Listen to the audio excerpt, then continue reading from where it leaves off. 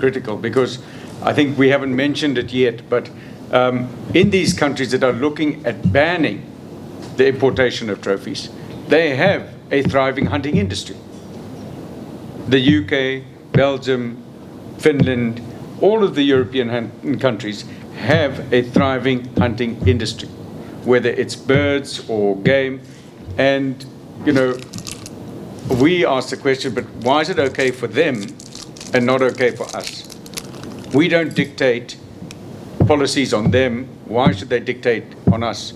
And Killer isn't here today, but, you know, we were having a conversation, and he said, you know, Leon, Botswana didn't get here by accident, or Southern Africa didn't get here by accident, that we've got all these elephant and all these wild spaces. It wasn't luck. It wasn't an accident. It wasn't an accident. It is, you know, programs that have been put in place, you know, decades ago, and bans such as this threaten those, and they retrogressive. They take us back. And I think the gentleman from Zimbabwe was saying, but what happens if a ban is enacted? And it goes back to the point where I said, you know, there are no viable, in these really marginal areas, there are no viable alternatives. And people have to revert back, and they've got to go into survival mode.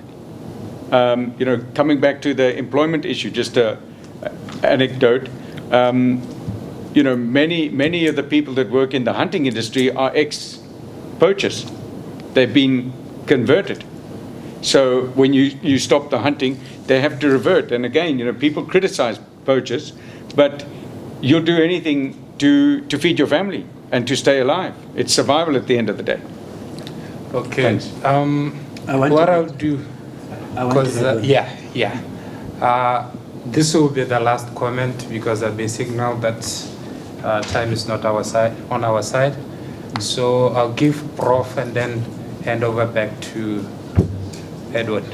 Yes, he was asking about what will happen in the event that this bill goes through. The bill goes through. You remind me of my class when I was at university, when this professor came with this guy chopping a tree. He's on top of a tree, but chopping it. He's on a tree up there, but he's chopping the same tree. So what will happen if this tree is now chopped? Till simple collapse. So these guys are saying they want to protect the African elephant, the African rhino. The end result is that if communities don't benefit from this, they will see no reason why they should conserve the resources. And there will be a collapse of conservation. That is number one. Livelihoods would go down. So this is what is going to happen if this bill goes through. That is number one. Number two, what is the coping strategy here?